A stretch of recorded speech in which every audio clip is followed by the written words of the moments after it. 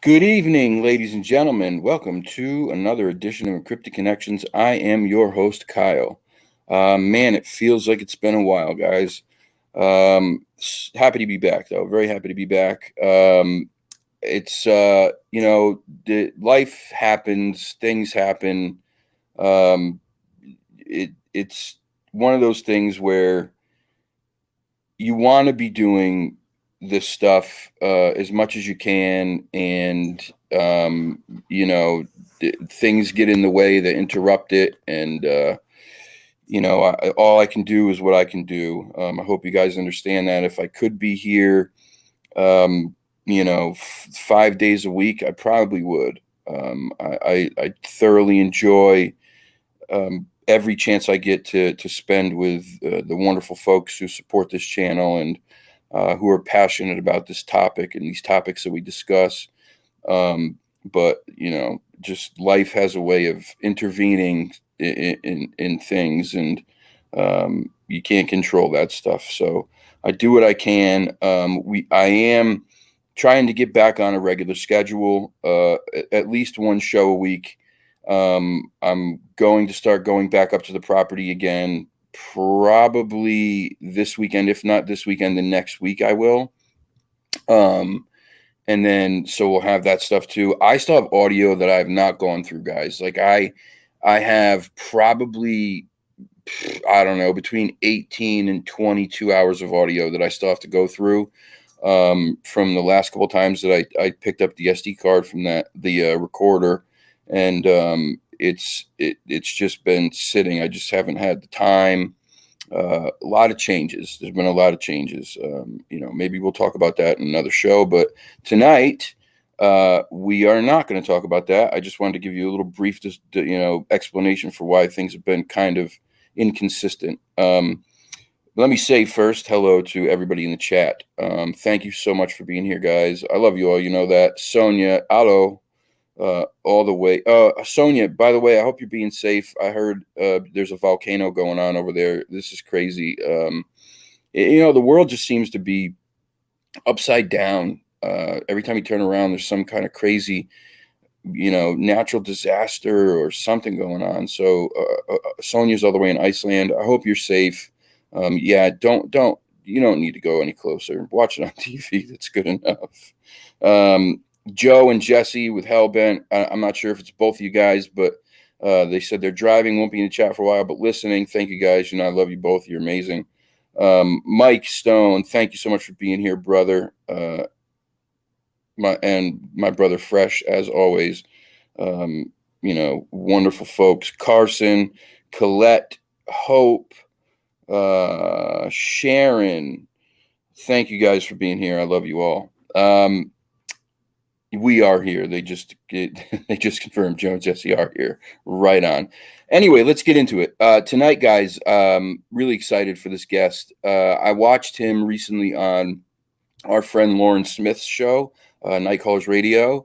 After that, I went and started watching other stuff with him that I could find. Joe and Jesse both co-signed that, he was somebody that we should definitely have on the show. And so I said, I got to get a hold of him.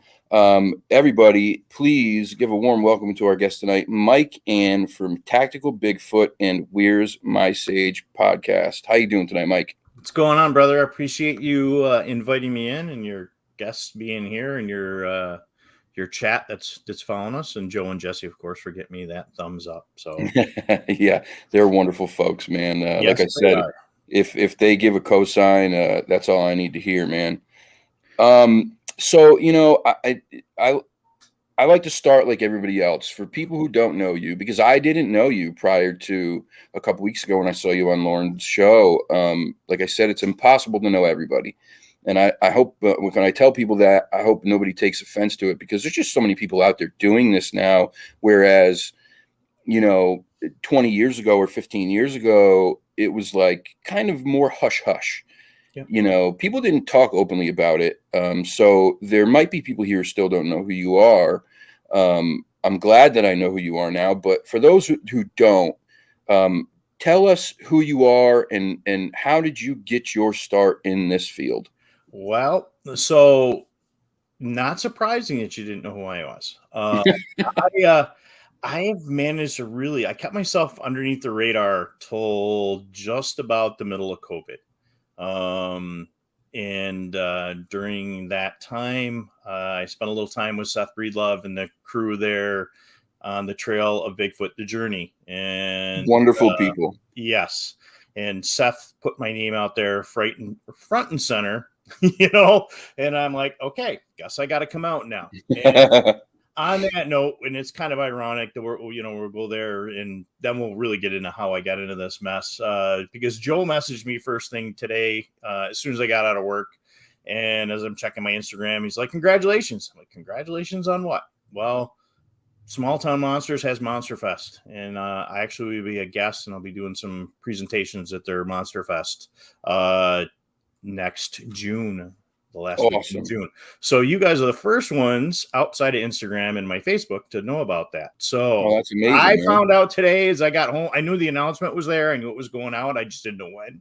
So today was the first public announcement that we'll be doing a class and doing a little speaking on that. Well, congratulations. That's awesome, thanks. Dude.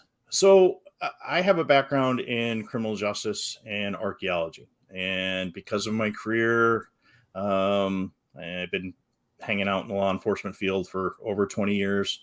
I kind of really hid in the background on things.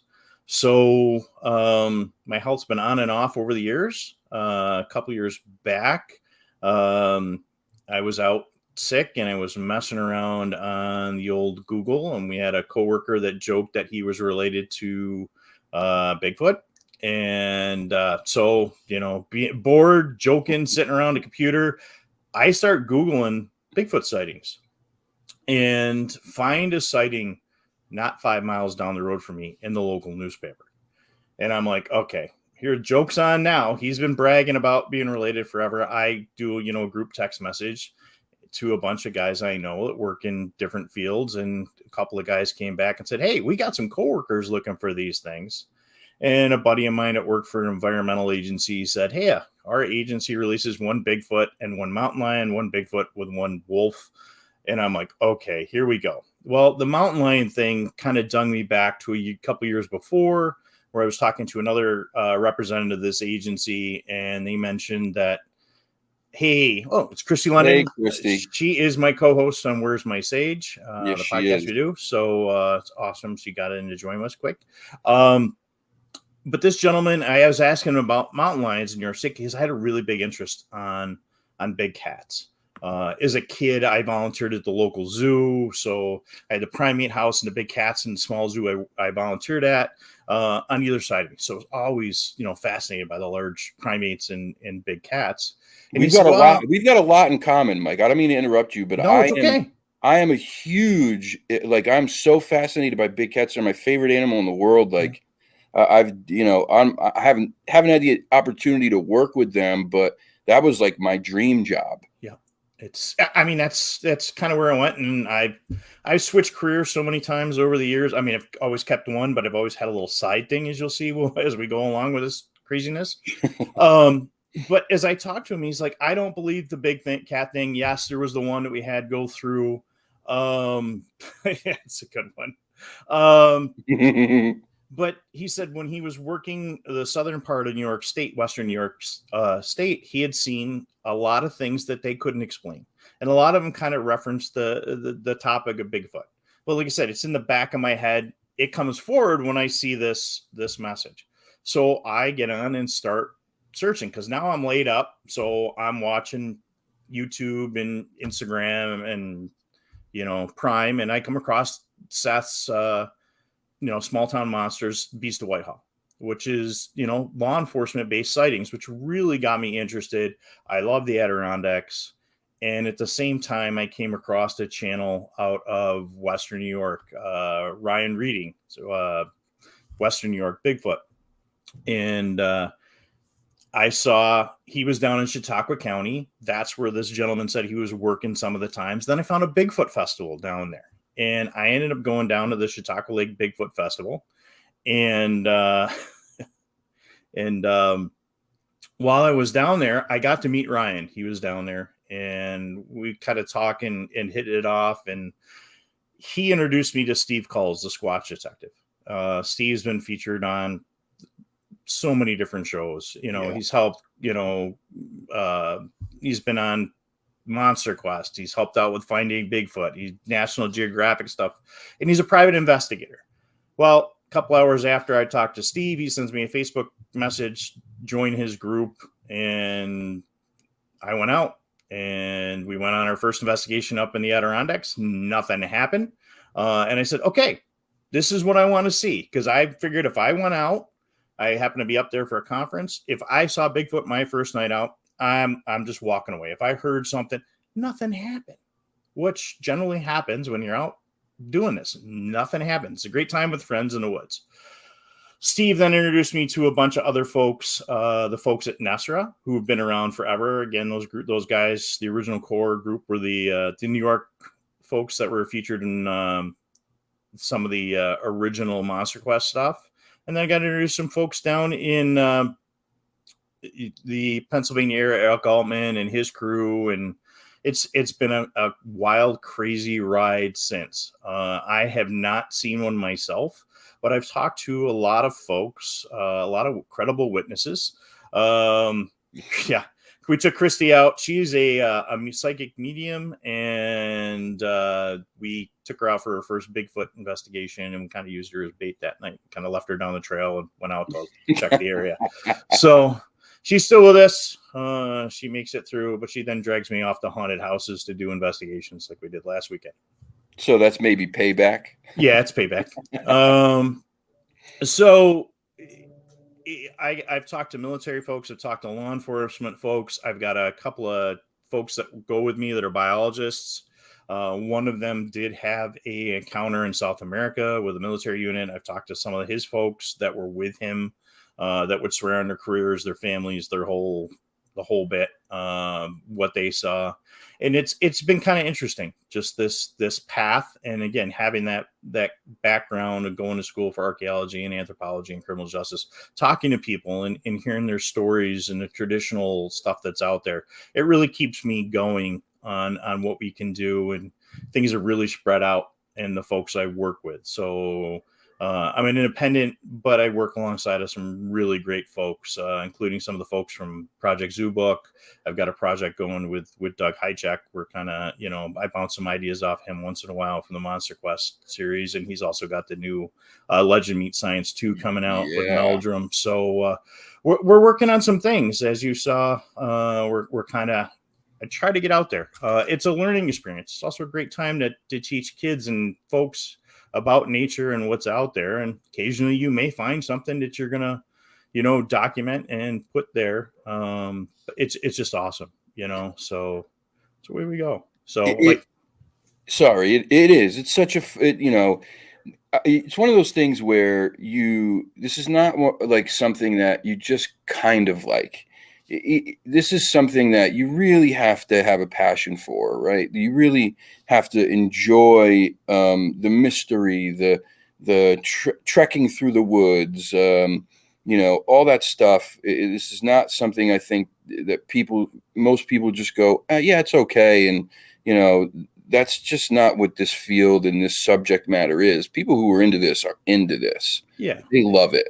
And I wouldn't say for me, it's self-consuming No, or all-consuming, no. but when I got in this and I started going around, so I was kind of in the background with Steve, and he would go out and do events. Well, I made tactical blades, so I was out doing knife shows. So I was talking to a lot of survivalists. I got a lot of friends that do Naked and Afraid, and hearing about their stories. So that's kind of where TBR came from. But the skills that I use in the woods, I also do search and recovery stuff.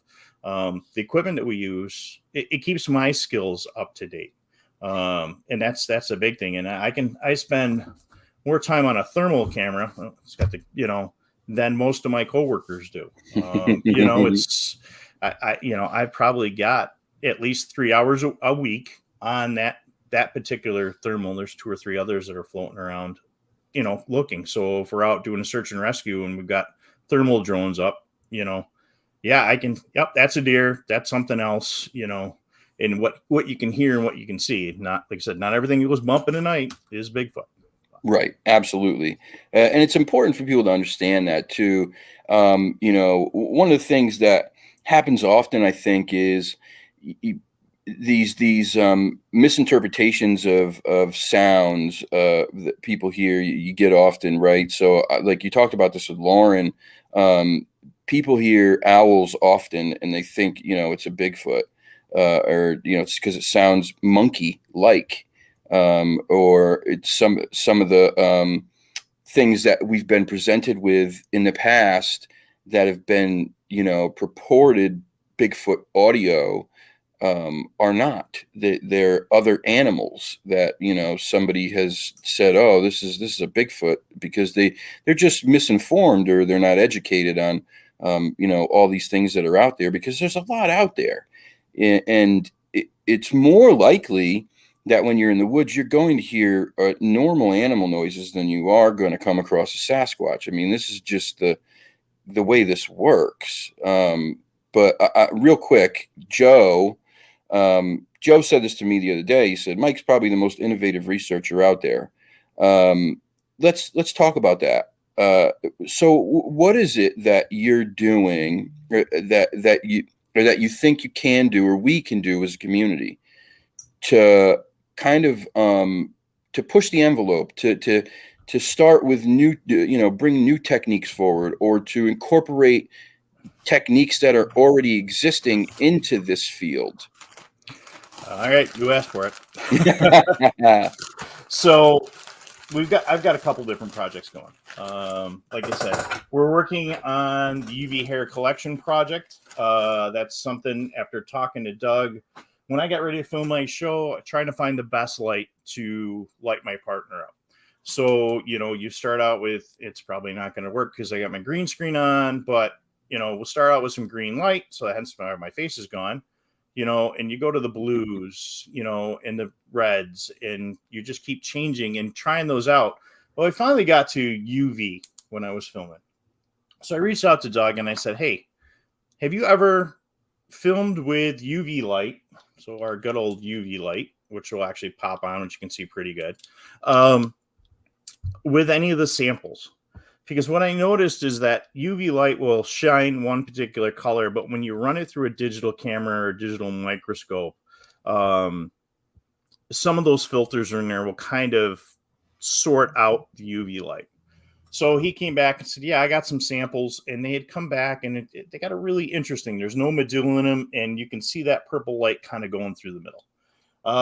So I put out, and it kind of went out to the internet faster than I wanted to. Somebody else kind of leaked the study before we got controlled samples.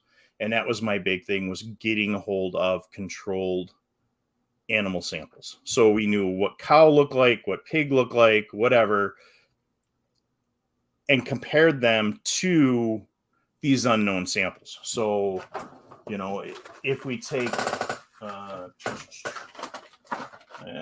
got them in, they're down in the bottom drawer here. This I happen to know, we're going to grab something. We use, we'll get to that in a second too. I've got a whole bunch of slides in here.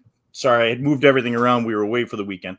It's okay. Doing a paranormal investigation, because occasionally we do that with other groups. But I've got slides of bear, raccoon, skunk, a whole bit, and we'll put them underneath a digital microscope. Unplug this one. So we'll go ahead and we'll put the digital microscope out. We'll put a UV light on and we'll see what we get. See if we get that similar light characteristic.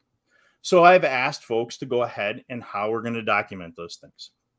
So there's the UV light hair collection project. It used to be the Sasquatch pink hair thing, but try to get scientists, even though you got scientists helping you out, they don't know. Well, they hear Bigfoot or Sasquatch, they're still running away. The point was not to say this is Bigfoot or that's Bigfoot. It's, is there an anomaly in this hair structure? And now we've got somebody like Darby Olcott at North Carolina State University doing a DNA study on unknown hair samples. It's free, folks. And Kyle, I'll send you the information later. But if you got a hair sample and you think you've got it, you've got sound, you've got smell, you got pictures, all in an area that you think is Bigfoot, and he's got a whole checkoff list. We have a major university behind the study that you can send your samples off to. So like last Wednesday night, that's why I couldn't go last Wednesday. I was up at a gentleman's house. He had 2 bins of hair. Well, we sat down, pulled the microscope out, and nope. This you can see. If we compare it, this is what it looks like. So not everything is there. And then, like I said, Doug has got some stuff out there on some hair samples we're doing. So that's one thing. I use different color lights when I go out, when I'm looking at the ground, when I look at things. If you're running around at night, you can find different insects. You can find different foliage that's out there. Different mosses are all going to light up differently under UV light. And there's a lot of different animals, and get to know all your animals in your area, because some things will look at things that UV light, that whole, the urine thing with the dog with the UV light. You got caribou doing, similar, following that UV light. There's more to it. So that's one project we're working on. That's amazing. That's really amazing that there's university now that's going to be doing this. Like that's huge. Darby Olcott at NC. Another innovative thing. This is not a full one, but this is cheap tablecloth plastic. Cut it into strips, tie it up behind you. If you've got an area you think you got a nest or you've got some major hair, the static electricity from that tablecloth, the hair will stick to it. And when you get done, it will. Just like, when you pull your plastic or rub the balloon, you get that static. But go to your local, corner store. I won't say that little box store that's on every corner and every 5 foot across the country. But that cheap dollar tablecloth, cut that up. The static electricity on there can pull right through. And then bag it up in a paper bag. Because now you can start collecting your hair samples. And that's the whole thing about documenting. I got to turn my lights off here for a minute. Let me kill my green screen for a minute. Shade Viking, thank you so much for the donation, man. I really appreciate that so much. Thank you. Get rid of green screen for a minute. Because, of course, I do everything in green and yellow. But let me close that out. Documenting where you're getting your evidence is so important. That's where we got to go. And I help folks. That's my big thing, is how do we set those things up, even from small little envelopes of where we're going. Those are plastic ones, but I got little ones in there. Go back, bring my green screen. Actually, we'll hold off on the green screen for a second. Another thing we're doing. You're in Connecticut. I'm in Western New York. You have a sighting. You want to tell me about your sighting. You saw a creature in a particular color.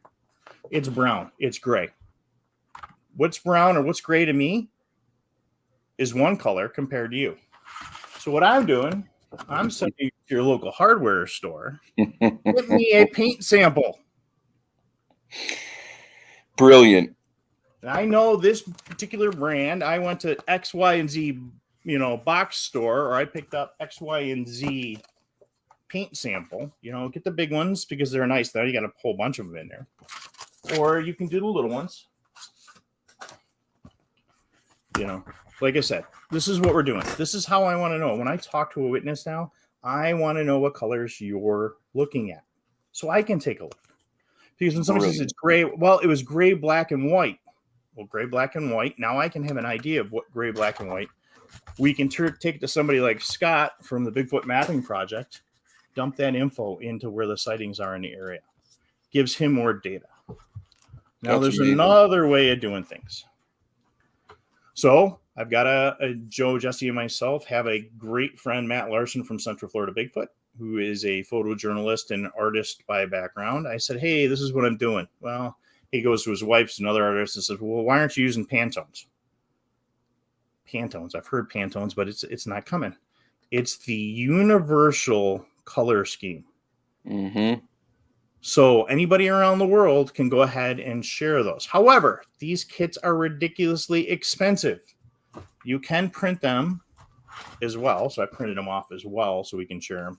But the problem with that, and looking at sometimes, if your computer or your printer's settings are different, they'll bounce out.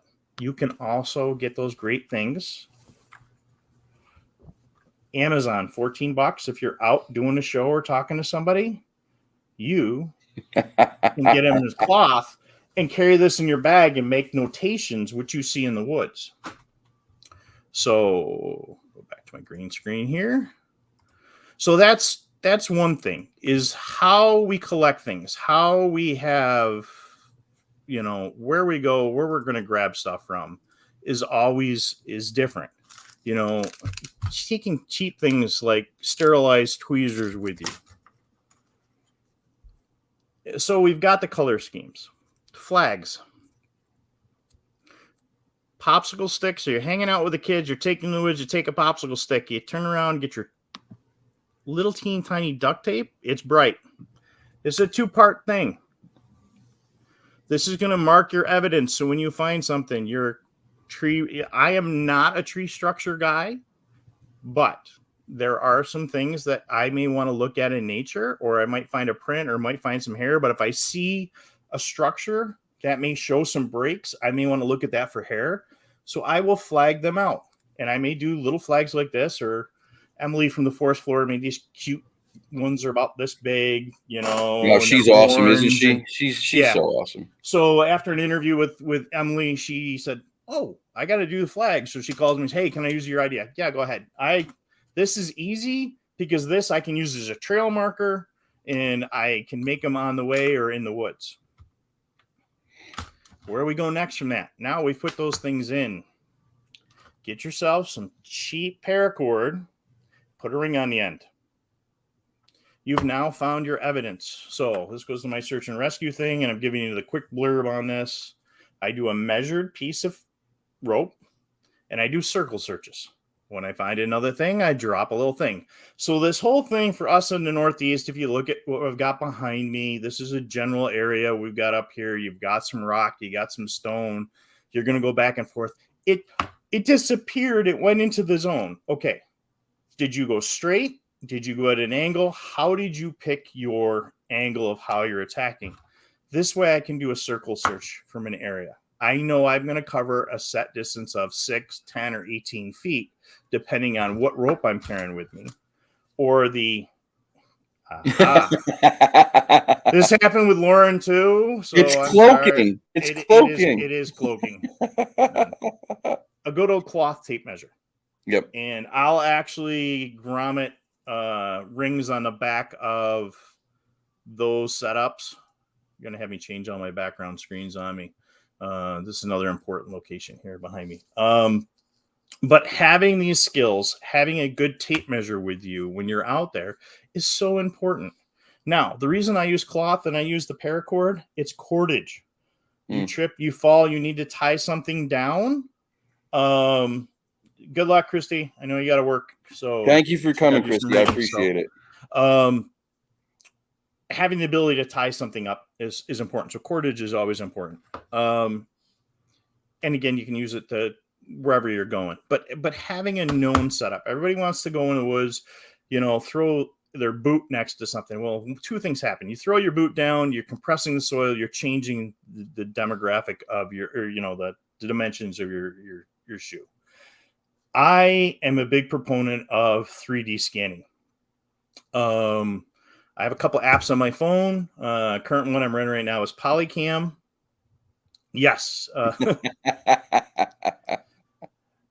there's an interesting thing. There's some new plastic shields that are out there now that you can buy. I saw them at the last hunting show, and there are a couple on the internet. They're good close. You can't really move them around, but yeah, they do some really interesting refraction of light. Yeah. But the 3D scanning apps, so important. Everybody takes one photo. Again, coming from my background, there's my boy, Matt's in there from Central Florida Bigfoot. He popped in over on my channel. Hey, Matt. So we'll get to him in a minute. The 3D scanning and the 3D scanning app, the first place we actually put it out was on Matt's channel. He's down in Florida, showing you how to do a print. But it's photopictometry, where you're actually taking at least 20 photos. So you're getting depth and everything. And then if you got somebody a 3D scanner or a 3D printer, you can print that as long as you have a good printer. So the days of carrying the 50 pounds of hydrocal or dentistone in your backpack, they're still there. It's still very important. But if you're like me and just run a small, I run a small sling bag. Yeah. It's probably no camo on it as well. But I run a small sling bag. I got my water, and I'm running the tools that I need to get through. I have a small evidence collection kit and my tape and my knife and a Kestrel drop, which Joe and Jesse, you've probably seen them run. It's another data collection point. It's awesome. It's just great. And then you can go back and you can look at all those different ways. Using that app, I found some prints. I thought I had big cat prints. When we scan it, you can see the toe that wasn't there. The toenails weren't there. It's a big dog. Right.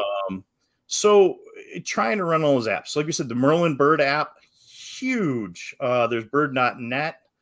And again, those are sound listening capabilities. So you're in the words and you hear those different bird sounds or weird sounds. You're like, what is that? Is it an owl? Is it, a heron or a crane of some sort? It's a wonderful thing. Plus, you can look visually at that kind of stuff.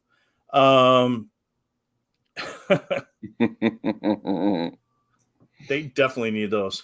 Yeah. So, rocking that stuff out is so important. Having some of those other things, I see, Bigfoot Todd. I know Todd's, been out there kind of trying them out. And again, depending on your phone, I'm not going to say use this app or that app because every phone is different. The iPhones have some LiDAR that'll give you some extra, definition. Just know your devices before you out there. So, that's a little bit where I'm going. I run a lot of thermal. And if I see something that's, in the audio aspects where I can't identify, it's not popping on bird.net.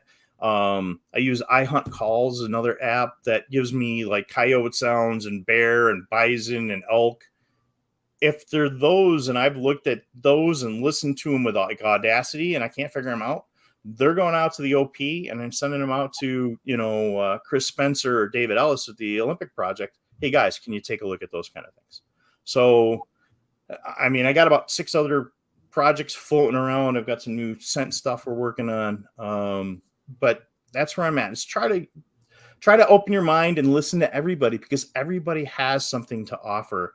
From the garbage man that's going down the road, newspaper guy at 4:00 in the morning that's out working, he's going to see a neighborhood different than a doctor or an artist. It's always so important to look at all those different aspects of things. Yeah, it's amazing. These techniques are amazing, though. Some of it's so like. Don't take this the wrong way. Some of them are so simple but also so innovative, right? Things that you wouldn't think to do. Most people may not think to do.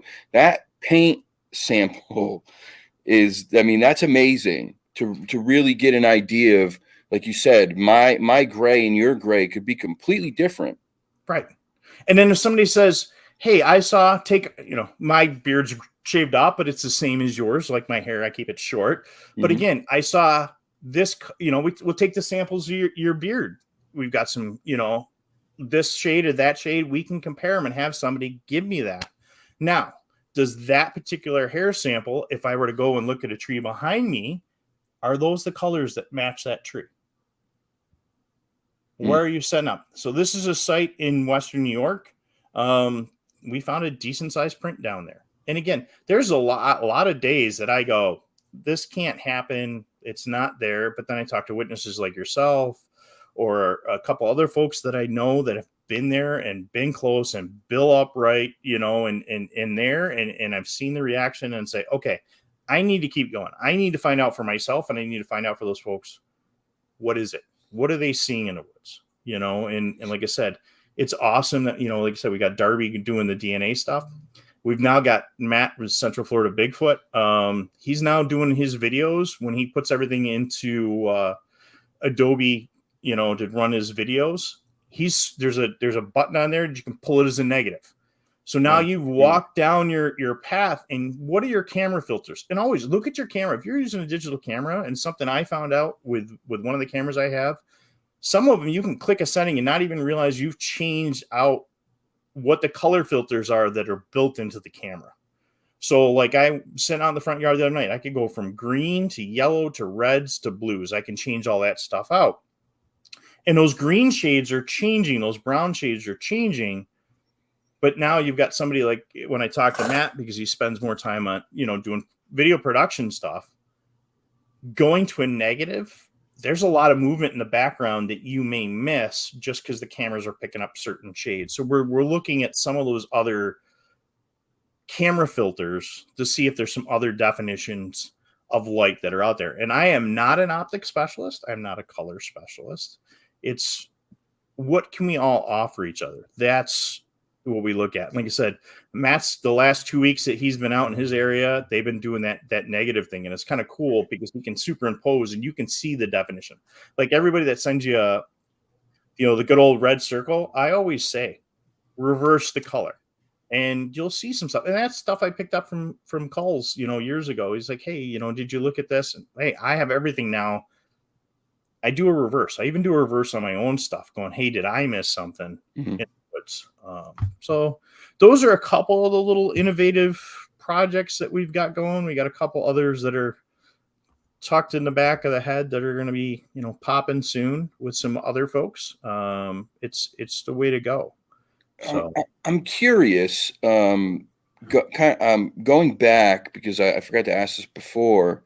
When you're finding these hair samples, right, and you've come across these anomalous ones where there's no medulla, they don't match any normal hairs that you know of.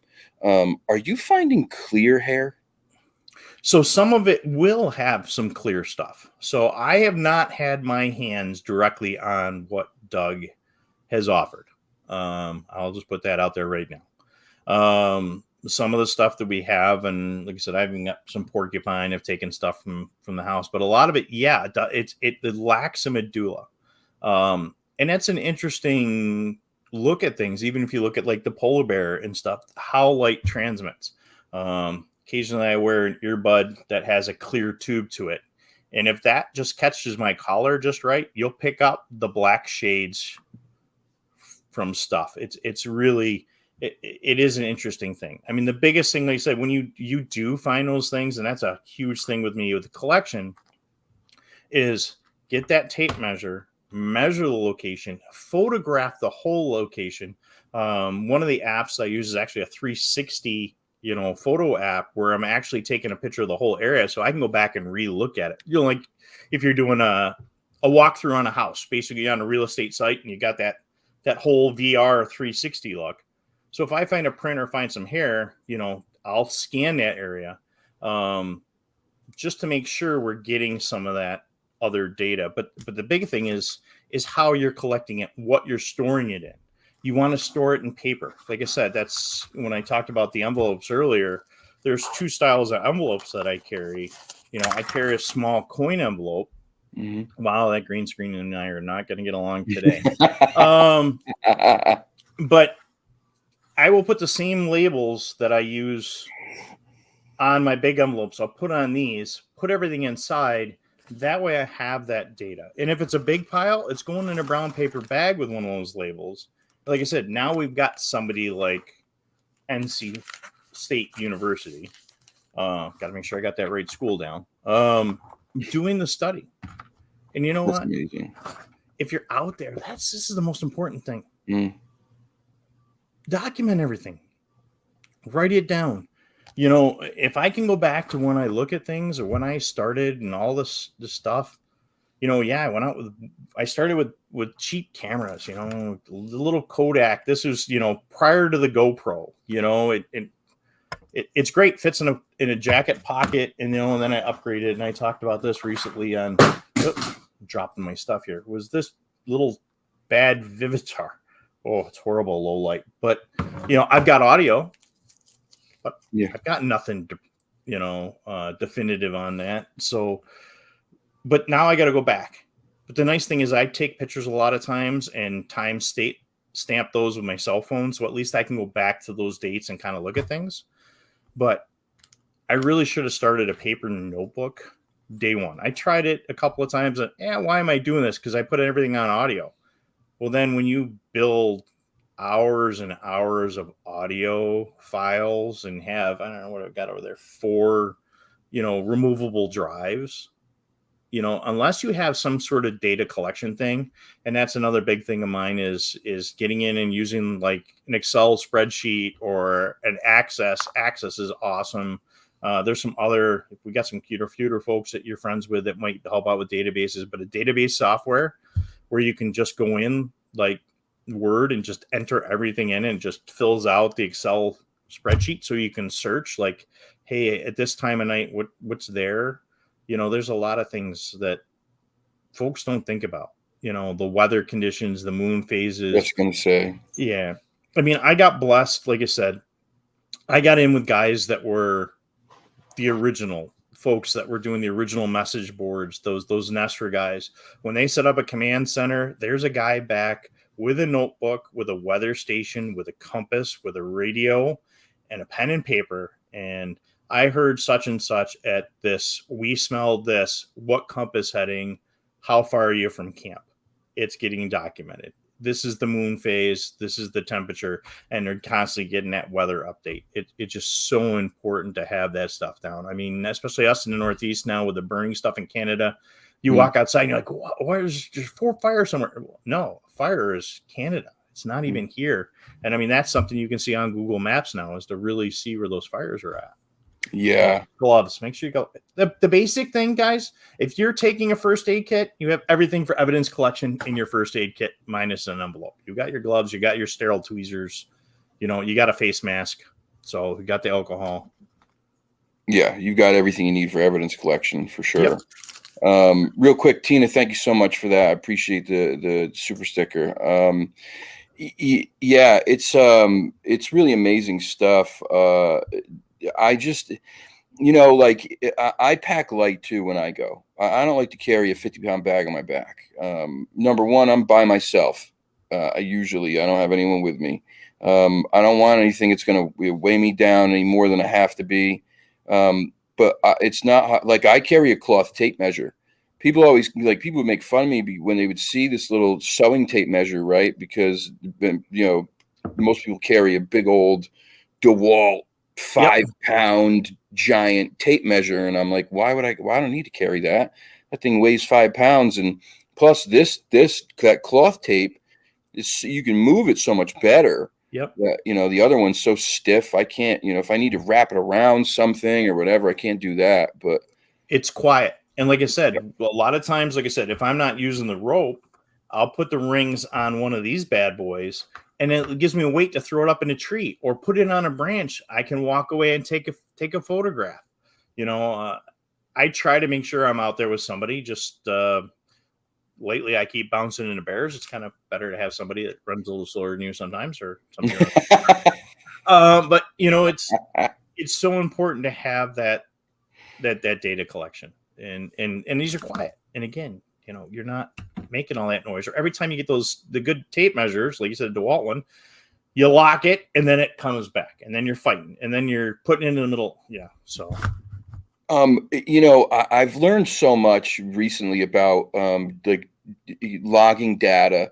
I don't consider myself a researcher. I don't like using that term for myself because I feel like I haven't earned that term yet. I'm still very new to this, right?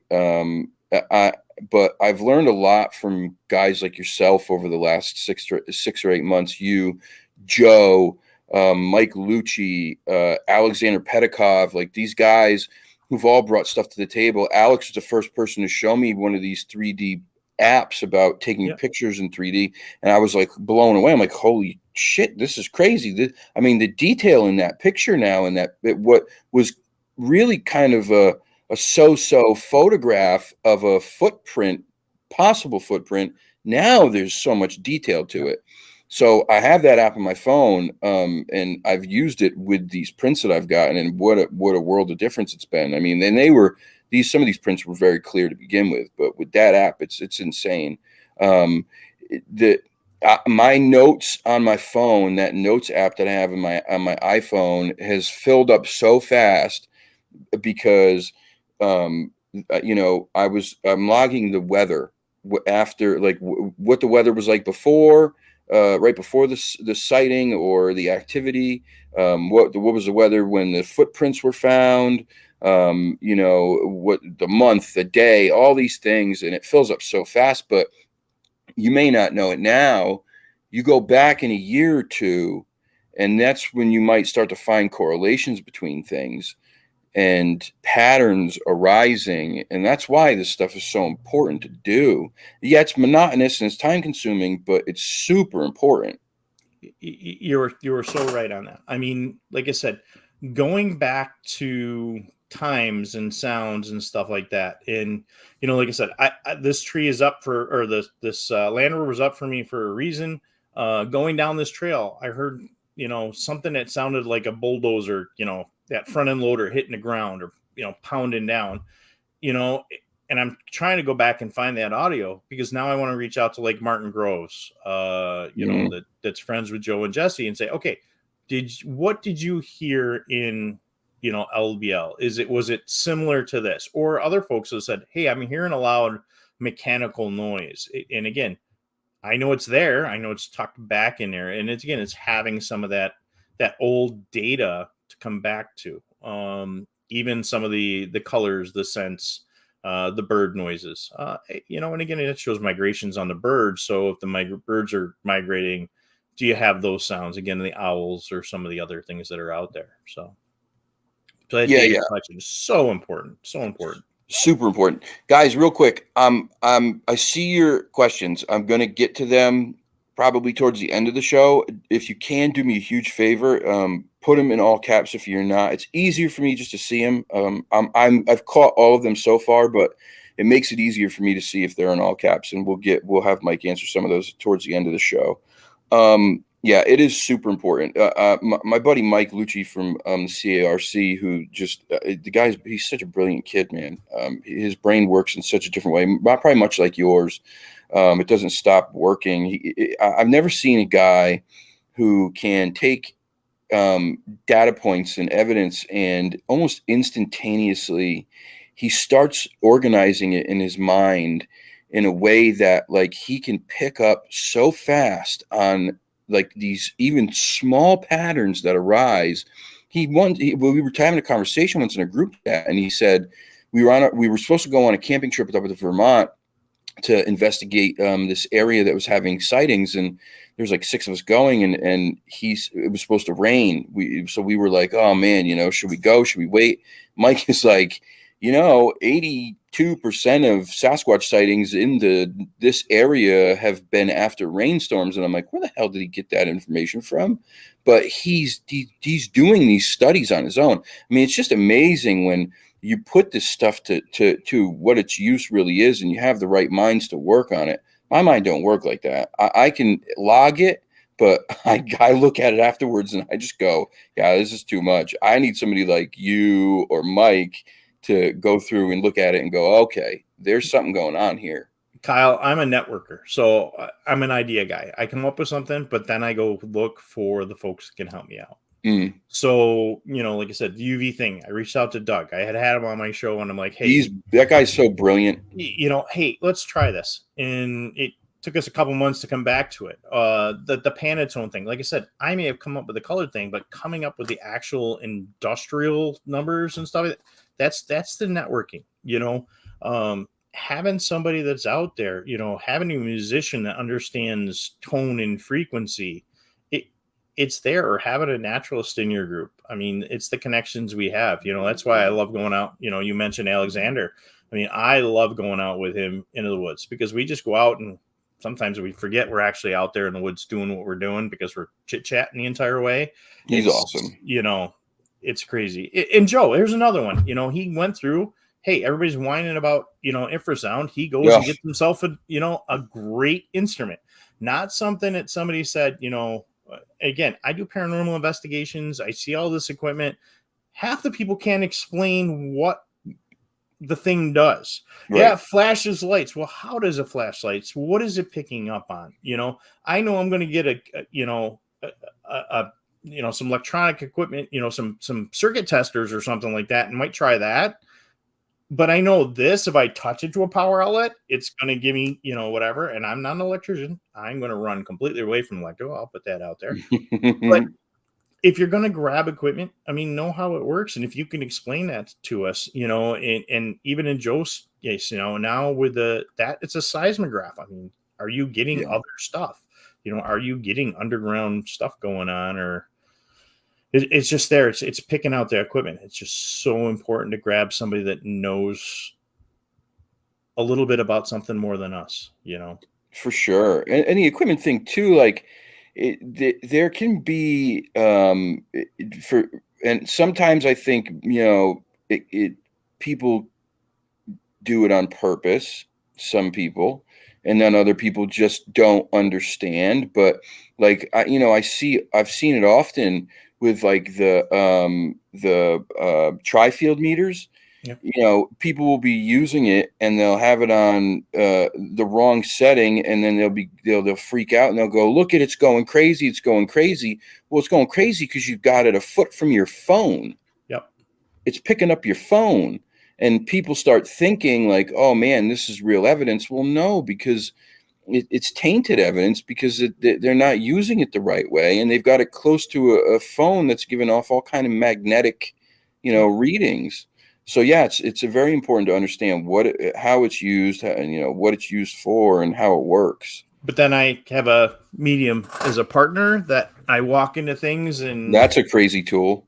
It is, because like it'll be out soon. I think some of the video from last weekend, we worked with another channel, and we had someone that lived in the house, and the validation, was just like, I'm like filming the witness, and I'm filming her at the same time, and I'm watching this woman cry as Christy's mouth opens, and you're like, okay, but we've been on backwoods, and she's like, okay, you're going to go, half mile down the road on the right, you're going to have this dirt street, and the first house on the left is going to be white, and everything is turned off on tracking on the phone, and describe the area, and you're like, yeah, no, and you get there and you're like, it's right there, and you're just like, oh, that's amazing, and you're like, okay, so got to take the woo thing. You can't sometimes either, but again, spending time in the zoo as a kid and listening to those big primates scream, and then you hear those things in the woods, and you're like, okay. And I have heard a couple of screams in the woods that I can't explain. Yeah, I caught some screams recently on the recorder that I left out at that property that I can't. I just got no explanation for them, and everybody that I played them for is saying the same thing. They don't. Doesn't sound like any animal that I've ever heard. I know I'm an animal guy. Like prior to any of this, I am an animal guy. I love animals so much that in my spare time, I spent so much time watching every movie, show, documentary on animals. And then when I was a kid and growing up, if I could catch an animal or help an animal, rescue an animal. That was me. And I know this area. I've been in the woods, since I was a kid. These are nothing like I've ever heard in this area. Now, this is nothing like I would imagine I'd hear anywhere in the United States, period. They're just very, very strange. They're so loud. You can tell they're off in the distance. They're so loud.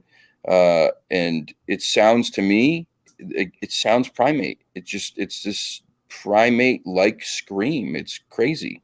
Well, interesting, gang. I was on another show last week. We were talking about Florida and talking about swamp apes, and one of the guys brought up, like the pirate trade back in the day. At least for Florida, and even still some of the drug trade. Back in the 80s. How many of those guys brought exotics from somewhere else in the world, and then realized that it was cool to have, but we don't want it anymore, and or the changes in the law, especially in the Northeast, with keeping some of the, the exotic animals. Well, what do you do? It's illegal. What are you going to do with it? And how many of those things get released, out into nature? Especially, with us, I can go across the border. I can get a wolf hybrid, but it's illegal in New York State. But I think they're still legal in, in New Hampshire and Connecticut. I know about 15 years ago, you could go across the border and get them. Well, what happens? You're taking that 5% Malamute or whatever. That's the rest is all Timby and whatever. That's a big dog, quote unquote big dog, because it's got 5% Malamute. That's a wolf. That's a crazy thing. And, we see with Florida how many different exotics are out there, or even the birds that are escaped. I know in a park close to me, there's a monk parrot population, which is Quaker parrots. You go to the pet store to get them. They're a common parrot. They got a pretty good vocalization. I've got one in the other room, but there's a wild colony here in the Northeast. It's kind of crazy, That is crazy. I didn't know that. Hey, Joe. Man, it's true. You don't know because look, all you have to do is look at the Burmese python problem in Florida right now, and that's all you need to know. These things were brought over. They're not indigenous to this to Florida, to the United States, and now it's a major problem down there. So you're right. Who knows what was released and what's been brought here, because wolf hybrids are legal in this state. I know that for a fact. I know people who have them, and it's, unfortunately, it's like you're left in that space where you can't. That's when I say you can't be married to the subject. You can't have an emotional connection to it, because if you do, then I think your vision gets clouded, and you have to be as pragmatic and objective about this as absolutely possible. Leave all your feelings at the door and look at this strictly from a objective, scientific standpoint. And so, as much as I may want it to be a Sasquatch vocalization, there's no way for me to tell that for sure. No. Unless somebody else can show me one that's, for 100% certain a Sasquatch vocalization, and say, okay, this matches with that. Even the Sierra Sounds can't be 100% because no one saw what made them. There was no, and there's a whole other spin on things. I've sat and been on panels with Ron, and another wonderful guy, just a great guy. And you talk to him. Well, what was that recorded on? Those were recorded on old tapes, not digital recorders. These digital recorders now are, designed to filter everything out besides, your human voice or cicadas for some reason, but Ron and I have talked about that a couple of times. In fact, I bought a cheap tape recorder. It ran on Maxell tapes, kind of like you're doing the old mixtapes from the, the 80s and stuff like that.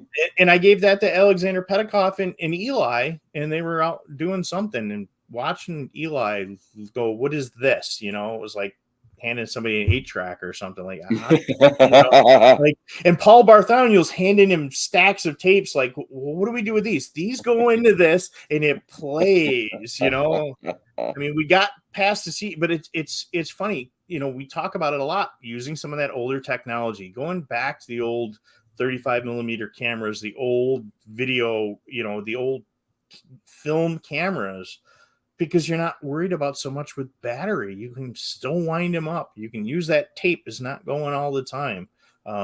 Yeah, that, real and real. There's guys still using it. I got to buy another tape recorder. Like I said, I gave it to those guys because they were going to Alaska. I said, here, take this with you, I just had this conversation not too long ago on the show about this, like, the older technology possibly being more valuable than we know, for those reasons, and then possibly other reasons. One of the things that you hear constantly, and again, it's just an anecdote because we don't have any real evidence to back it up, but you hear it over and over and over, is people put trail cams up, these things stay away. People who have regular activity, they put trail cams up and the activity stops.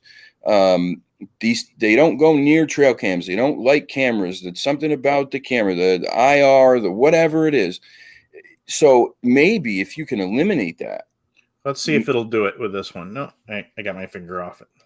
So with some of the night vision cameras, it's not going to do it with this one, but with an IR setup, your droids will eliminate an IR light out of the top while they're sitting there, so you can touch the screens and bring them up. People don't realize that. The same thing with going to a hotel room and make sure nobody's got a camera. Take your night vision, take your IR, look at that illuminator, take your cell phone. You'll see it. That's kind of where the UV study came from. There's a lot of lights that work in different frequencies. Even some of your remotes work off of IR. If something can, pick up things in that IR frequency, there's stuff still going out there. So you're telling me if I have an Android phone and I go into a hotel room and I want to search for a hidden camera, put it on video mode. Huh? Yeah. You got a night vision camera? You got a security camera at home? No, I don't. I'm just saying, if I did, yeah. How do I search? If the IRs were on, your camera will pick up that IR like a big bright spot. Big bright spot. Yeah. It'd be like, kind of, Interesting. I mean, I kind of understand that. I kind of knew that, but it's still never thought about it that way. Going into a hotel room to look if they're being creepy or whatever. I mean, you just never know. I mean, I never thought about it. I don't think there's batteries in this one. I've got 2 trail cameras right at my side here. I don't think anybody's ever done this. Real quick, the hominin X inquiry. It's funny. Lots of people have claimed to have personally heard sounds like the Sierra sounds in the woods. And in almost 60 years of life, I've only ever heard those sounds on those tapes. Yep. I've never heard chatter like that. Not ever. No. Not once. Nothing like that. I've heard whoops and I've heard screams, but nothing like what Ron and those guys caught. But I'm sorry. Go ahead. Oh, that's an old trail camera. Mm-hmm. You're still getting some sort of flash as it's taking photos, and it's not flashing. That's just the setup. So that's an old wild game camera. So that one will turn off. So yeah, I mean, Joe's great. I'm actually doing a presentation with Joe. Joe actually took me out to his location where he had his encounter. And again, how we document it. And it's another thing that, we talk about, looking at those colors and stuff like that. But again, like I said, if you're running something like Merlin or you're running bird.net, you get a graph that's going live and you can kind of watch those sounds. And I even had somebody send me some audio the other day and they're like, but they took it from the bird app. So we go into Merlin, okay, we're going to kill it again. And I don't know how you're doing for time. I'm one of those guys that can talk for hours on end. No, it's okay. I usually go about 90 minutes. That's usually what I keep it at. So with Merlin, you have your sound ID and you can pick. But if we start, there we go. Trying to find the right one. You can do a photo, but you can start a sound ID. And when it starts a sound ID, let me see if I can kill one of these lights and see if that's better. So you actually get the audio. And if the bird pops up, let me pull a recording that already has one on here. Let's go to my sound recordings. So if they start popping up and I start playing them on this particular app, there'll be a little blue light that pops up in the corner. Oh, that's amazing. When we get there, and it will actually highlight. So this has already been pre-recorded. So let me kind of at least go to the Song Sparrow so we can see. We can look at the audio for that song Sparrow right there. And it'll go through. So when it does identify, it puts up, but it'll give me what. Oh, look at that. So that's awesome. But you see how I get that setup? Yeah.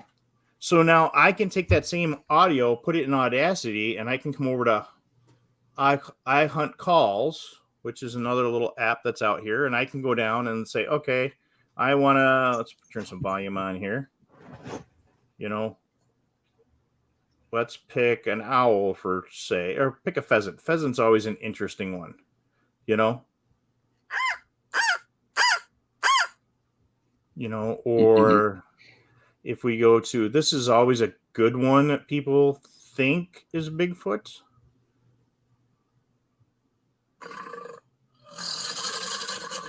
Gator.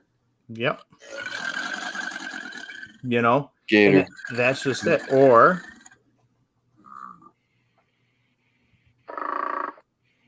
oh.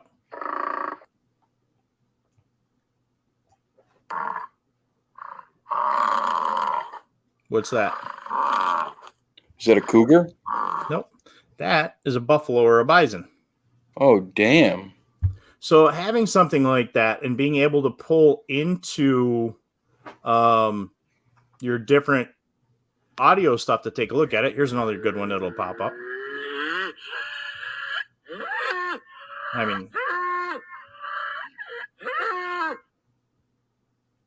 so again, knowing where those things are, I got a great Angus bull that somebody sent me the other day that really just goes out there, you know, but knowing those big things, knowing the different hoots and chitters and everything else like that, you know, it's so valuable. Simply your owls and, you know, and again, where you are and having something like Cornell University, which is near us, where you're going to get things. I mean, pigs are another thing. Wild boar grunts, you know. Yeah. You know. Yeah. Scary. Yeah. And I'll tell you what, there are enough wild boar around. And wild boar, again, if we go back to those color phases, you know, that's those grays, those browns, those blacks. And people have, again, gone out, bought a whole bunch of Russian wild boar, and they've released them, or even feral pigs. I mean, if you're into stuff, go look. I think there's actually an old Monster Quest episode where they talk about how long it takes. You know, it's like 6 months for a pig to go completely feral, like grow tusks and the whole shebang. And, you know, they're there. And I mean, that was the last thing I actually hunted was wild boar.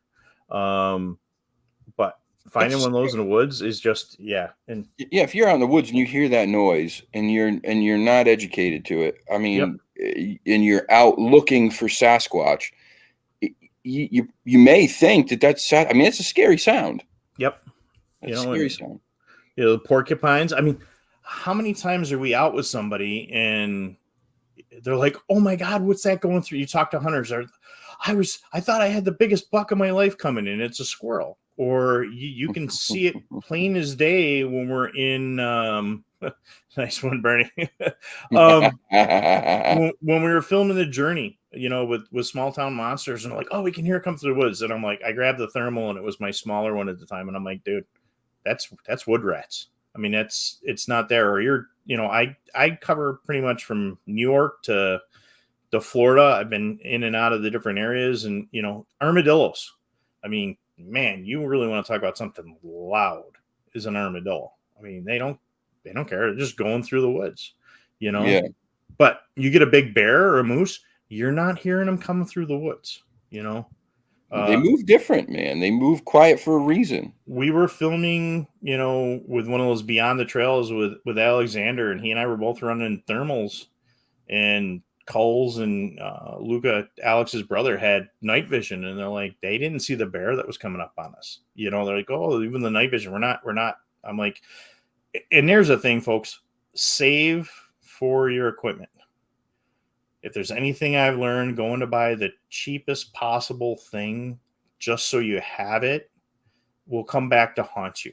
I mean, yes, you can get away with it with an inexpensive UV lights or one of the $40 recorders that have an audio, or like I said, the cheaper tape measures. But when you're looking at cameras and thermals and drones, save your pennies. So you're not buying things twice. That's a big thing. I mean, this is my second of the big boys, and God bless the folks at ATN. I actually even got to go out with my sales rep and take a look at things. I mean, you can start, you know, if your friend, you can look for old surplus stuff. It will work. I mean, I've got a Generation 1 surplus night vision, old Russian night vision, that sometimes the clarity is much better than these digital ones that you're buying, you know, online for 100 and whatever. But you can find an old Army Navy store and get one of these old Gen 1 night visions. They weigh a ton, but you know, and you can't shine them at anything, because if you put them towards a campfire or towards somebody with a flashlight, you'll burn them out. But I absolutely, yeah, that's right. Buy cheap, buy thrice. You know, and God knows, you know, it's if somebody asks you know, like, what do you do? Make sure you're spending some money on some stuff, so you know it's gonna be there for you in the long run. Yeah, it does make a difference. I mean, you know, I think it was Joe I was talking to recently. Joe, if it was you, let me know. But I believe he said he'd spoken to somebody, or he knew somebody who spoke to somebody who was part of like the military at one point and now works. Chris from Squatch Survival Gear. Is that who it is? Awesome backpacks, awesome dude. He has had his sighting. I actually had him on. He had a sighting with military grade thermal camera. There, we talk about people we talked about every day. Chris and I probably every day talk. Yeah. His packs are made here in the U.S. Eventually, he's going to get her. I've been trying to get him to make me a sling bag for forever, but because that's what I like. I'm not a big backpack guy. But Yeah, I'm a sling bag guy too. I like the sling bag. Everybody that gets their hands on them. I have a T&E backpack of his for the guys at work that we're testing out, and the construction is just absolutely awesome. And again, they're made. Some of the construction is actually up by you in the Northeast, and then he's out of San Antonio. But yeah, right there, Bigfoot, New York Todd, Rock Ape backpacks. Yeah, they're awesome. I mean, he's got a little mini. They're all little cryptids, which is really cool. So he's got like a mini Hui and the Mothman and stuff, but they're durable packs, and they got like Velcro, so you can put like little pouches and pods and stuff like that. And even Lauren and I got talking about that. It just, you go down, that's a whole nother day talking to him about having a good pack and having something that's not going to fall apart on you. Again, you can go get some stuff, you know, but you know, and then you don't have to go super expensive. You know, if all the celebrity stars or whatever are endorsing it, but go see who's actually using it in the field. I mean, that's right. That's the important part, right? Because the celebrities probably aren't out there in the field using these things and beating them up every day, or you know, every weekend or whatever it is. But Joe and Jesse love their chest packs. Yeah.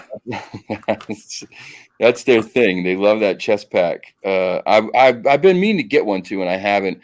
I bought a new pack, and like similar to what you're talking about. It's got a lot of Velcro on it. It's got detachable straps with Velcro, and you know they click together. Yep. So it's got a bunch of those.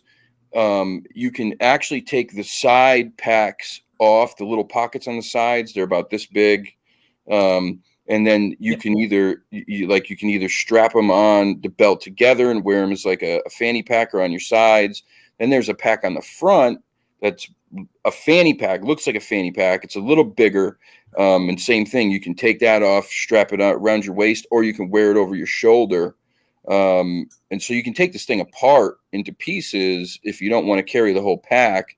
It's an amazing bag. I think I paid like $65 for it too on Amazon one day. It was on sale, and but yeah, that's probably one of the best investments that I've made recently was that thing. Yeah, I have a chest harness that I wear that has basically, it's the old swivel, like cell phone swivel, and Yeah. there's one on the back of this. So it has a little swivel, so it locks right down in, so my hands are free. Yeah. That way, if I need flashlights or whatever, but I have my thermal or like my Nikon, they're there. So I always have a camera at that chest point. It's probably why I don't carry, one of those pistol chest rigs. So Hill people gear. That's the Yep. chest. That's the bag of Bernie says he stays away from the Kim Kardashian thermal cameras. Awesome. Oh boy. Yeah, man, it's all just amazing stuff that you're doing, Mike. Really. I wasn't aware of a lot of this stuff. I knew when Joe said it to me, like, Mike said, innovative guys, one of the most innovative guys in the field. I knew that, you had to be doing some stuff that was pretty cool because Joe and Jesse are pretty smart cookies. I think that they're trying a lot of stuff that other people aren't. They're out there constantly, in crazy areas doing crazy stuff. And they weren't lying. This stuff is really amazing. Stuff that I wouldn't thought of. I would have never thought of, taking paint samples to help compare colors of what people are seeing. And that UV light, it makes so much sense. Yeah. It just makes so much sense. I mean, law enforcement, you guys use this in investigations anyway, right? Yes. I mean, but now we took it to a different level by putting it through a filter. But here's another thing. You're in the Southwest. Okay. We want to go, and everybody wants to tour and do things. So, I joke about this. I joked about it the other night. I go down to Florida every year. I'm sorry. Nope. That's awesome. Salty always. Every single show gets a laugh out of me every time. It's just ridiculous. But Kyle, that's why we do this. Our chats are our lifeline, our blood and stuff like that. Amazing, yeah. But the thing is, like I said, I go from here and I go down to Florida. I'm not used to pygmy rattlesnakes, we've got big rattlesnakes down here, but I remember getting off a kayak with a buddy from Naked and Afraid, and he's like, "Hey, you got to worry about the pygmy rattlesnakes." Well, you also got to worry about what kind of bugs. If you're working, you go down and you're like, "Hey, I'm going to get out with somebody in Texas or Arizona or the Four Corners." Well, you've got scorpions, you got other stuff that's going to eat you alive, or kill you. Having that UV light, it's going to glow. If you're working the seashore, you're going to be able to find all this other stuff. You're looking for other food sources and everything else. It's amazing to pick that kind of thing. There's the different mosses on the trees. Using that UV light is there, and that's why I try to use so many different colors. Or you're going to notice, you think something's been down the trail ahead of you. You can see where some of those leaves have been turned over by using a different color, especially at night, instead of just straight out white light. Right. I think these were meant to go together. He's expecting the first joint research between you two to have the entire phenomenon wrapped up inside of 48 hours. Yeah, we're going to bring Max and Matt with us. Max the cook and Matt to film it. We got something. Hopefully, we're going to be able to get us all together soon. So that would be amazing. I hope you guys do get together. I think that would be something really, really special to see all you guys doing that. I mean, that's another thing he was telling me about your buddy Matt and just how much of a gangster he is with that camera. I mean, again, find folks that know what they're looking at. Yeah. So I'm not a huge fan of GoPros. They die all the time, and your batteries are never there, and you can never get that steady shot. Well, being a photojournalist, he knows what lenses to put on. He's got a stabilizer lens, like using a gimbal. Excuse me, that's an important thing. If you watch my show, we set gimbal so much it's becoming drinking thing. But having that stabilization, literally putting the GoPro on the front of the vehicle, so even if you're using a dash cam, you're getting that bounce, but using that can't think of the name of the lens for the GoPro, keeps that steady line on, so you're not getting that bounce. Or if he's got it mounted on his helmet, he's also mounted his microphones on top of his head, which I love it. If you see it, it looks like Mickey Mouse with these two things on top of his head. I couldn't stop laughing, and it took us like 20 minutes to film one day. But having that stuff up there, you're not getting the breathing, you're not getting the footsteps. Yeah, I gotta get over to Mass and Connecticut and bounce over that side of the state. We'll get you out, Kyle. Whitehall, September. Yeah. Meet us. There'll be a bunch of us up there. Alexander will be there. Steve will be there. We can hook you up with some folks. I think Joe, we can drag him along. Oh, he's back. Yeah, we are picking on you, Matt. But the first time I went out with him, he pulls out this camera with a 500 millimeter lens on it, on a gimbal. And, I thought I was on an episode of National Geographic, because it's just slow and steady. And he's got that zoom. And it's just, you're not, oh, what is it? The tree? No, was it the wind from the tree, or is it you? No, that's a lock on. And he's just rocking that thing. And then he pulls it into the Adobe Premiere, and now he's got another digital zoom on there where he's pulling that thing out. And I got home and I bought a gimbal for my phone for it's there. You're going to be that way. I got one for my phone for when I'm filming my shows and we're doing live. And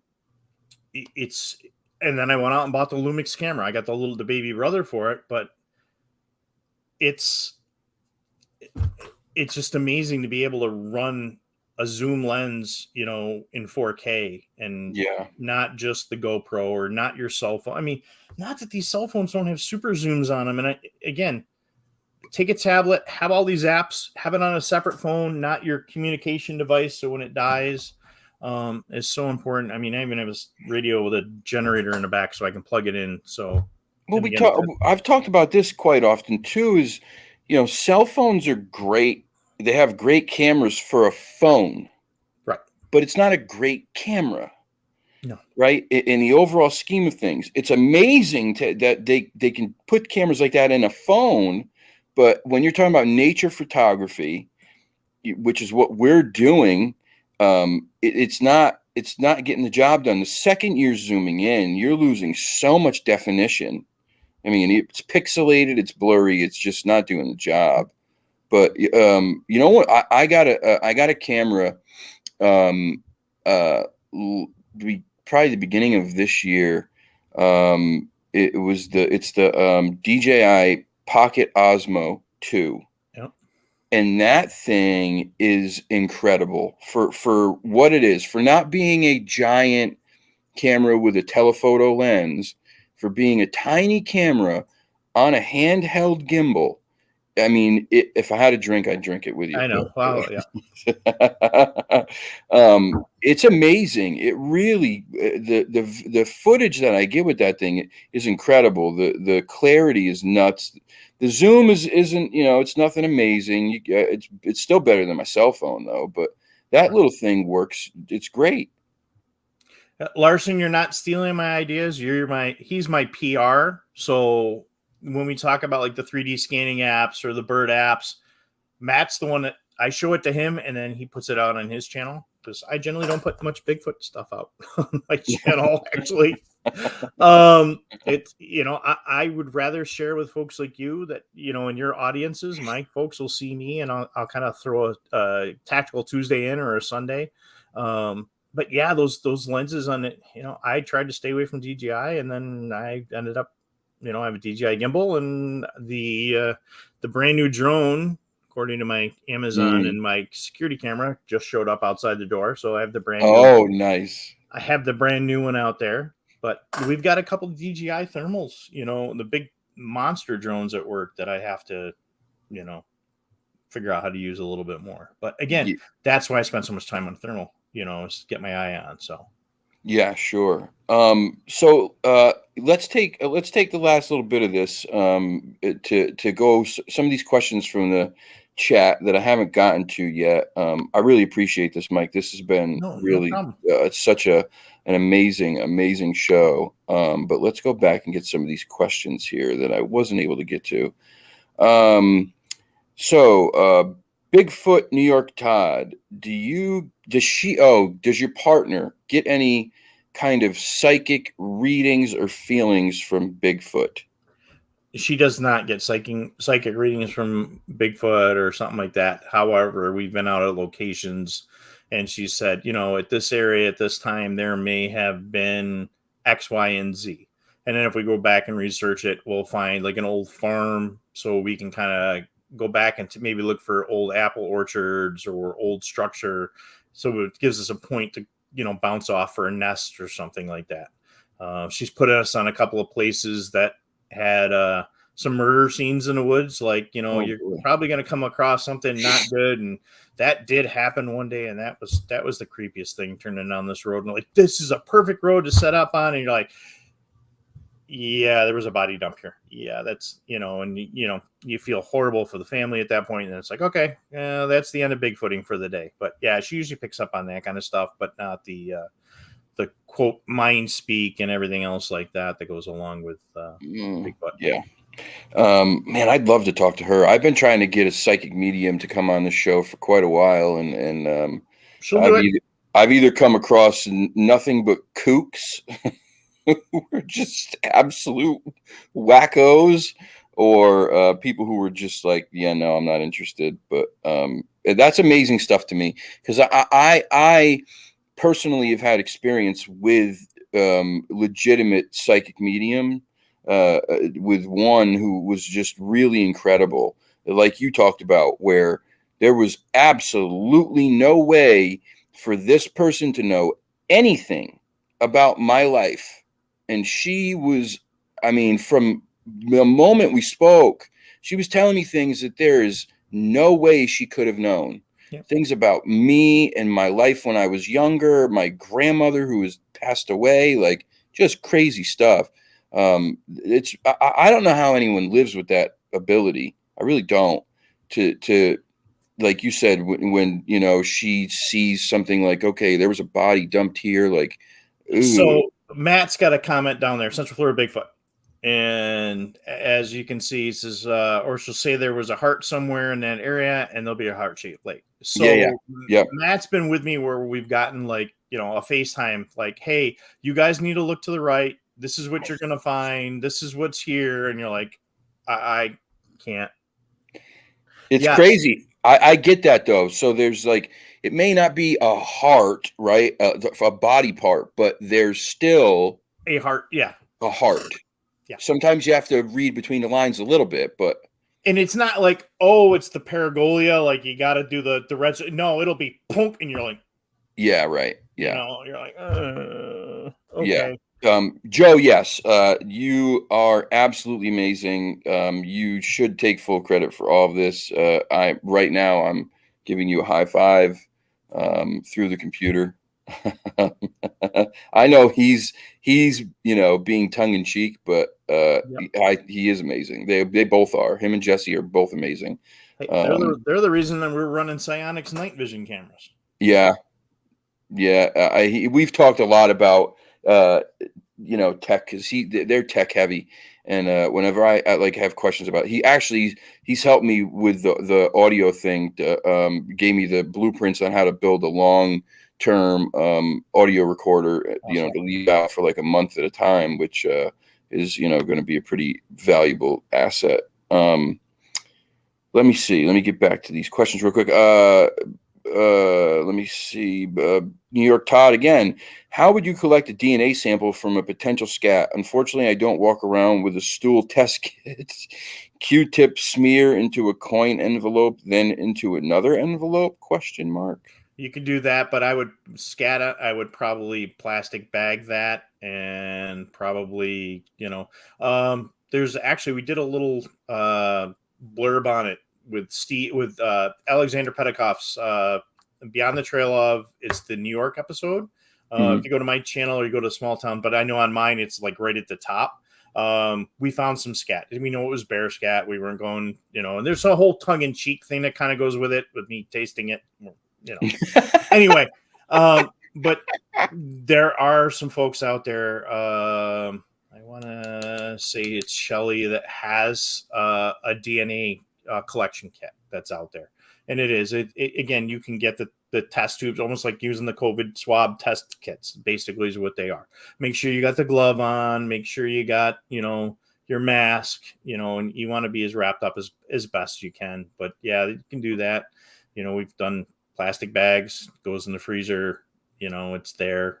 But yeah, you do the sterile Q-tip swab, the gloves, and one of those sterile, tubes, the evidence tubes. So, and a lot of the stuff you can find on evidence or on Amazon. When I was working with Todd last week, we talked about, everybody seeing the handprints and what can I do for the handprints. Well, there's some good evidence kits, on Amazon that you can get at a decent price. And again, a lot of this stuff is already in your first aid kit. You can get the sterile tweezers now, and they come in a little plastic vial, and it goes in there and good to go. So, yeah, I haven't come across any potential. Well, actually, we did that one time on a live. I found a pile of scat that was gigantic. I mean, I couldn't. I mean. It was, I know this is gross to talk about for some people, but this was on a live, I live stream everything. Like the only reason I don't from this property is because I have no signal out there. Everything else I've ever done, I've live streamed. And I came across a pile of scat in the state park that was the biggest thing I've ever seen in my life. It was, I swear to God, Mike, if any human had ever tried to push this out of their rear end, they would have split themselves right up the middle. I mean, it was so big and wide and long. I'm sitting there. Look, I know what bear shit looks like, and I'm like, this doesn't look like bear shit. It certainly wasn't horse poop. I just had no idea what it was, but I wasn't in the business of looking for poop ever, so I didn't do any collecting of it except for getting it on film, but it was massive. Well, I mean, that's the thing. Ironically, there's an app. There's a poop identification app I found and sent to a bunch of people, but I had somebody send me something a couple of weeks ago, and they're like, hey, I found this. I'm like, all right, well, I'm not there on site, but put it through Google. I took the photo and put it through Google Lens. And we're like, nope, that's what this is. This is what you got on the prop. Okay, that's what you want to. But Google, there's a great place to start if you have signal. Is Google Lens for a lot of stuff, insects, birds, plants, and everything. Practice section. Yeah. But you guys are on a roll tonight. But you can technically send scat to the NC State, survey. Where they're doing things. So I'm going to see if I can find that link for you. Okay. You find that link. Oh God, I love this.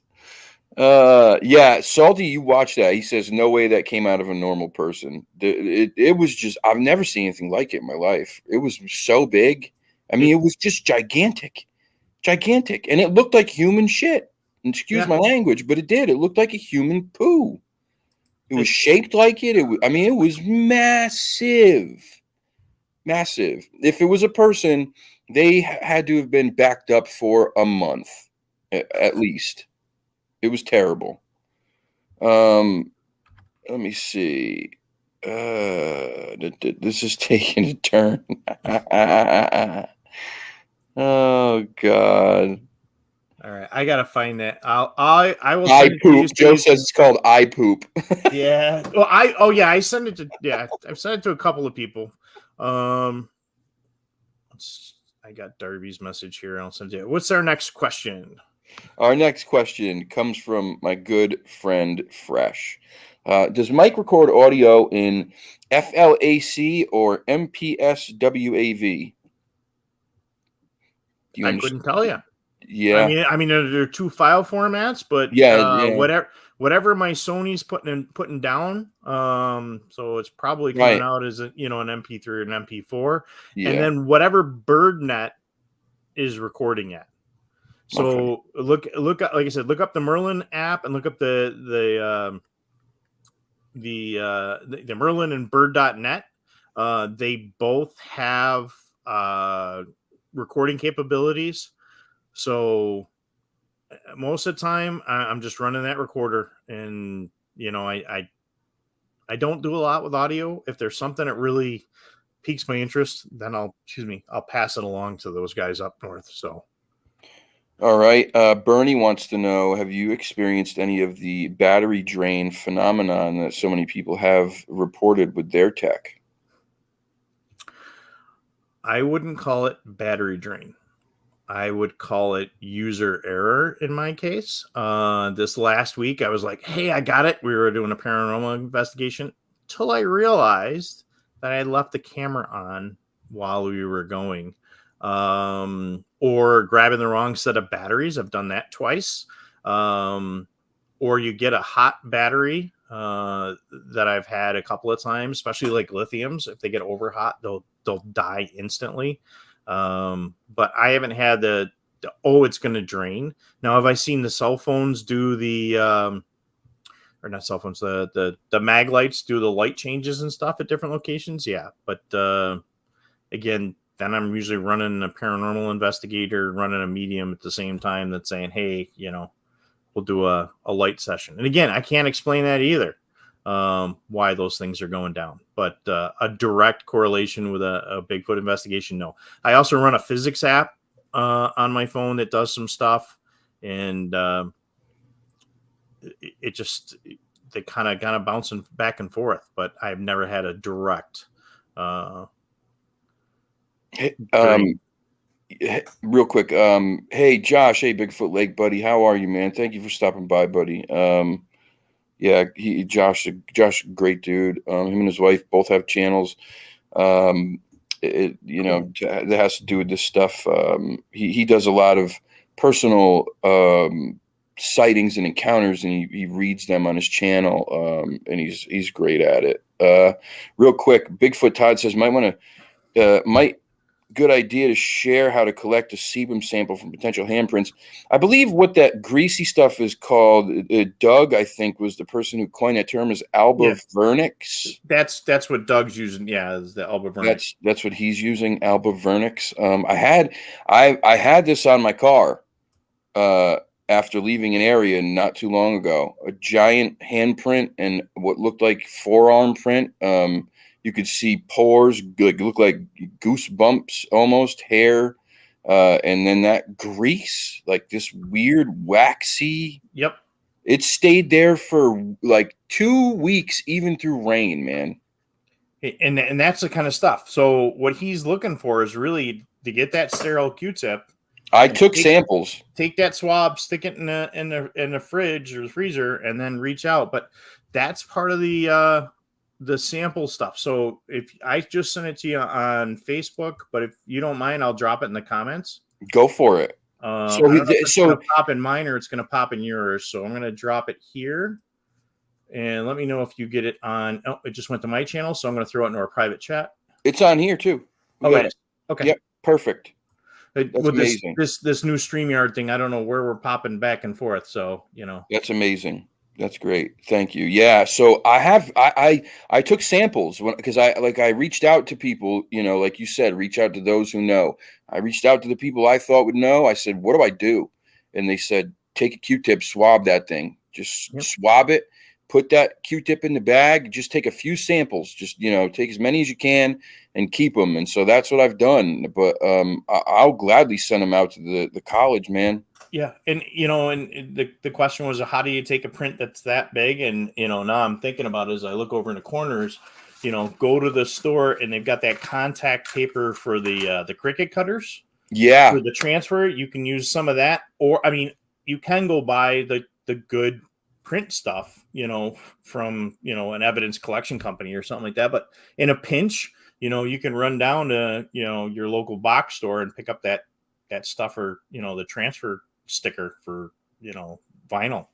That will take it. Not great sometimes, but at least it would give you something. Something. But I would definitely look at, the old packing tape works too. But when you're looking at something that big, and then you got to look and make sure you get the right stuff, because some of it may have a, what am I looking for? A fuzz on it. But you could also, you want to make sure you got something to put on there. You're going to need some dusting powder. So. Dude, it was on my car, and a day later, it was full on CSI, like somebody dusted it because of the pollen. Like it just, I mean, you could see it before that, but the next day it was like CSI came through and dusted it because the pollen just attached to it, man. So Kyle, now what else can you use in your arsenal that we already talked about when you're looking at these photos? When I'm looking at when you're looking at this evidence and want to take the photos, what else can you use? Pull that 3D scanning app out.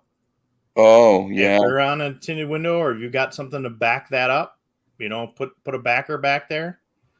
Yeah. My mom said that. She was like, you need to put something behind it and take a picture. Take a picture.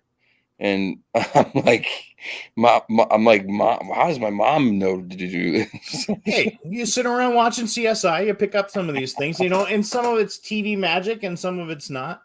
She's going to kick me in my ass now for this afterwards. She's gonna, I told you so.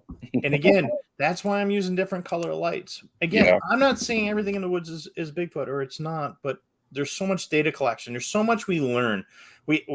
That's this topic, is learning so much about other things and learning about ourselves when we're out there. I guess that's a big thing, Sure. Yeah. Well, listen, Mike, this has been, Joe's absolutely right. This has been a privilege to have you here and to listen to all of this amazing, amazing stuff that you shared with us. I know that I'm going to be a much better researcher just from this show alone. I'm going to try, as many of these techniques as I possibly can, because I just think this is amazing stuff. It really is. I mean, I've sat down and spoken with, a lot of people in the last year. People who in this community puts on a pedestal.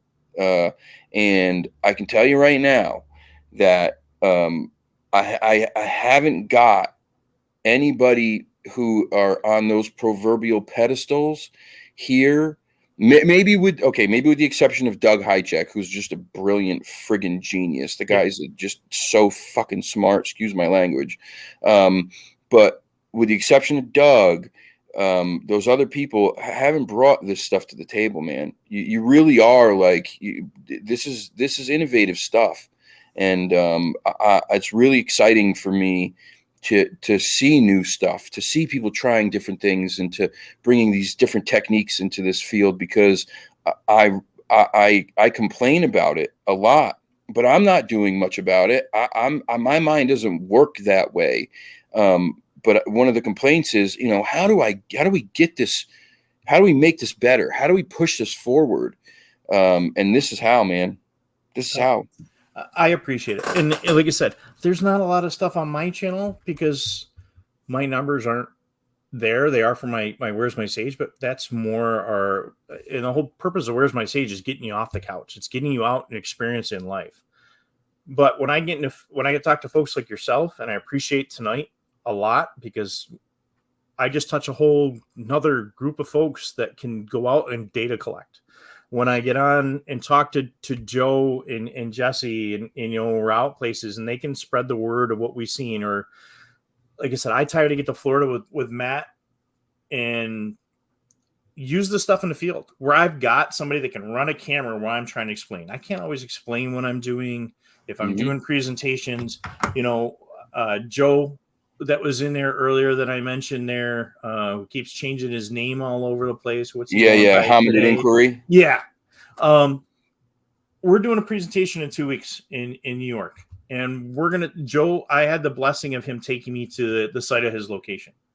But now I'm going to be able to sit with an audience, have him talk about what he is, and show this stuff like I just did for you, which you just allowed me to do.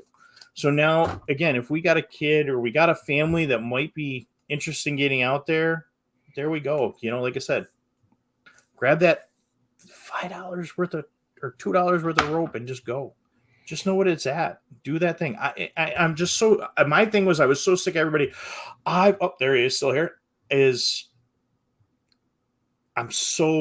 so angry about the prince disappeared. The prince disappeared.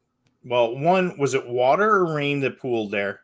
Was it an old print, or did somebody go ahead and do that? Look, use that stuff. It's there. It's the way it's out there. And yeah, Doug will just. I love talking to him. When he and I get on the phone, I'm on there for hours on end. Dude, we have to put a whole afternoon together for him. So we limit that to every other month. Let me say this about Doug Hychek too. People who may think because if Doug is who he is, because he's done so many of these amazing things with his life, and he was the first person to film a giant octopus or squid in the ocean. I mean, that alone is such an incredible thing. That he's produced all these things and filmed all these things, and that you may think that he would be this guy who doesn't have time or no, the absolute opposite. Doug will give time to anybody who wants to learn and know more, and he is the most selfless guy in the world. Yeah. Ron Moorhead. Yes. Those guys are awesome. And when you look at Doug's got like patents on polymers and other stuff. Get away from this whole TV thing. I mean, again, you're going to find different things. Find the folks that you're there. When you want to look at things, go find your horticulturist. When you want to look at the woods or sounds or something like that, somebody will help you on a lot of different things.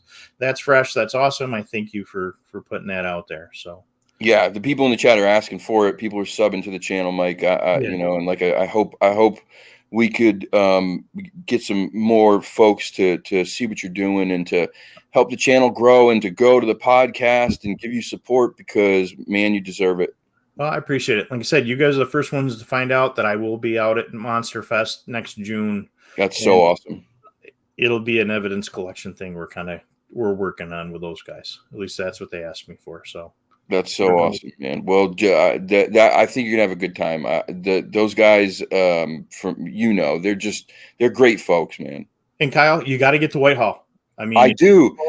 Get to Whitehall in September, the last weekend, and we'll hook you up with some folks out there that are in the Northeast and can get you out. I've wanted to talk to Brian Gosling for a very long time. Yeah, it's awesome. Again, like Brian's sighting is one of those things that kind of set me down this path. Yeah, man. Yeah. Yep. I got to get out there. I definitely do. Well, anyway, thank you again so much. I really, really am grateful for this. This is a very, very exciting show. I had a great time.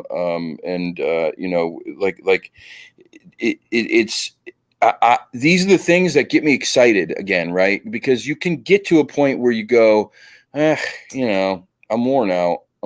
But then you talk to somebody who they spark it again. They light that fire again. It's like, man, now I want to go back out tomorrow. And you've definitely done that tonight, man. So I appreciate it. Thank you. Guys, I'm hoping that we will be back this weekend with the Sideshow group. I'm hoping that Fresh and Ben will be around. If not, then maybe I'll go on or something on Friday. But if I can get all three of us together, that's what I'm going to do. And then watch for next week, next Wednesday. I think we have another show lined up. I'm hoping. Again, this all comes down to when the guests can do the show. I shoot for Wednesday. If it doesn't work out, then it doesn't work out. Maybe I'll just say screw it. If it's not Wednesday, it's not Wednesday, and we'll just do it whenever. But I'm hoping anyway.